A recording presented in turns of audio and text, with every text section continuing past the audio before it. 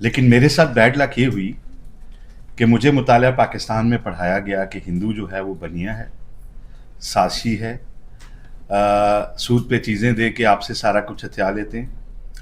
انگریز بڑے سازشی ہیں، انہوں نے مسلمانوں سے حکومت جو ہے سازش کر کے لی، کاروبار کے لیے آئے تھے۔ یہ مجھے بچپن سے پڑھایا گیا اسکول کی کتاب میں۔ تو ظاہر ہے بچہ ہوتے ہوئے انسان اس سے تاثر لیتا ہے کہ یار یہ ساری قومیں تو میرے خلاف ہیں، تو میرا تو بڑا مشکل ہے یہاں زندہ رہنا۔ لیکن یہ نہیں بتایا گیا کہ مسلمان جو ہیں وہ یہاں کیوں آئے تھے بر صغیر میں۔ وہ یہ بتایا گیا کہ ایک بچی نے خط لکھا تھا، اس کو وہ قید کر لیا تھا راجہ داہر نے، تو اس بچی کو چھڑانے کے لیے آئے تھے محمد بن قاسم۔ تو اگر واقعی اسے چھڑانے آئے تھے تو وہ پھر راجہ داہر کو وہ فتح کر کے چلے جاتے، انہوں نے تو آ کے ملتان آ کے بریک لگائی۔ تو بات کچھ اور ہے، مجھے شروع سے غلط بتایا گیا۔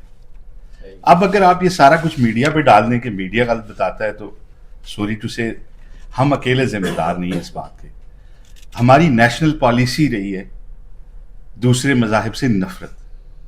اگر ہم نے سچ بولنا ہے، اس کو ختم کرنا ہے، آئیے اس کا آغاز نصاب سے کرتے ہیں، دوسرے مذاہب کے ساتھ بیٹھ کے مکالمہ کرتے ہیں۔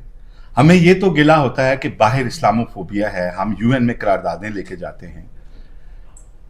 میں آپ کو ایک بات بتاؤں، میں کوئی ایڈوکیسی نہ، میں کوئی زیادہ کوئی مروب ہوں کسی مغرب سے یا کسی مشرق سے، لیکن میں حوصلہ مانتا ہوں ان ملکوں کا جہاں پہ ہم جھوٹ بول کے پیپر لیتے ہیں، اس کے بعد جھوٹ بول کے بینیفٹس لیتے ہیں، اور بعد میں وہاں اسلام نافذ کرنے کے لیے دہشت گردی کرتے ہیں۔ اب چلے جائیں ہمارے مسلمان ملکوں میں 200 سال ہیں نیشنلٹی نہیں دیتے آپ کو مڈل ایسٹ کے یا جو بھی بہتر ملک ہیں۔ تو اب ہمیں سچ بولنا ہوگا۔ اگر ہم نے اس نفرت سے دیکھیں، اگر میری جرنلزم نفرت سکھاتی تو میں سمجھتا ہوں مجھے رجوع کرنا چاہیے اپنی جرنلزم سے، کیونکہ اب جو دنیا کے لیے چیلنجز ہیں وہ سیاسی اور معاشرتی چیلنجز سے زیادہ جو بڑا چیلنج ہے وہ نفرت کا چیلنج ہے، عدم برداشت کا چیلنج ہے، تقسیم کا چیلنج ہے۔ دنیا میں بھوک، مفلسی، غربت اس وجہ سے ہے کہ ہم مل بیٹھ کر نہیں کھا رہے۔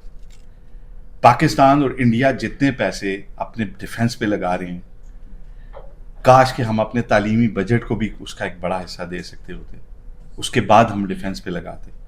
تو میں یہ سمجھتا ہوں کہ اگر میری جرنلزم اختلاف کو مکالمے کے بجائے دشمنی میں بدل رہی ہے تو میری جرنلزم درست نہیں ہے۔ میرے یہاں جو ساتھی بیٹھے ہیں، میرا خیال ہے ہم سب کا یہی ریزالو ہے کہ ہم نے اپنی جرنلزم سے مکالمے کو فروغ دینا ہے، مل بیٹھ کے بات کرنے کے لیے لوگوں کو تیار کرنا ہے۔ اور ہم نے جرنلزم میں یہی پڑھا ہے کہ ہم ڈاؤن ٹروڈنس کی آواز ہیں، ان لوگوں کی آواز ہے جن کی کوئی آواز نہیں یا جن کی آواز کمزور ہے۔ اگر میری جرنلزم طاقت کی ور کی للکار بنتی ہے تو یقین کریں کہ میں ہسٹری کی غلط سائڈ پہ کھڑا ہوں۔ میری جرنلزم ہمیشہ مظلوم کے ساتھ ہوگی اگر میں جرنلسٹ ہوں یا میں جرنلسٹک ایتھکس فالو کرتا ہوں۔ تھینکس گاڈ کہ ہم جرنلسٹ ہیں، ہم نے صرف مطالعہ پاکستان سے نکل کے بھی کچھ دیکھا، سنا، پڑھا، تو ہمیں ایک فرق اور ایک چیز محسوس ہوئی۔ میں یہ سمجھتا ہوں کہ اب جرنلزم سے علاوہ بھی ایک ہمیں جو آخری میں 30 سیکنڈ آپ کے لینا چاہوں گا، دیکھیں جب تک نیشنل میڈیا کا دور تھا پھر بھی کچھ نہ کچھ ہاتھوں سے ہو کے خبر جاتی تھی۔ ہمارے ایڈیٹرز تھے، ہمیں کہتے تھے اس میں سے یہ ڈال دو، یہ نکال دو، فلاں سے بات کر لو، اس میں فلاں کا موقف ڈال دو۔ اب سٹیزن جرنلزم کا دور ہے۔ اب ہمیں میڈیا کے علاوہ پورے سماج کو چینج کرنا ہے، ہمیں پورے کلچر کو چینج، کیونکہ اب ہر بندہ ایک جرنلسٹ ہے، وہ اپنی رائے سوشل پلیٹ فارمز پہ لکھتا ہے اور وہ اس کی ریچ جو ہے وہ ملینز تک جاتی ہے۔ اب جو سوشل میڈیا انفلوئنسرز ہیں اس میں سے اکثر میڈیا کے لوگ نہیں ہیں۔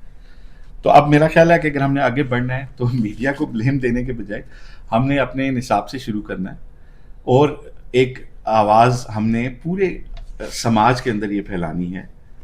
اس کے اوپر ہم نے اپنی اسٹریٹجی بنانی ہے کہ ظاہر ہے کہ جب تک نفرت ہے، تقسیم ہے، عدم برداشت ہے، ہم آگے نہیں جا سکتے۔ اور اگر آگے جانا ہے تو انسانیت کے، برداشت کے کلچر کو فروغ دینا ہے۔ Thank you very much.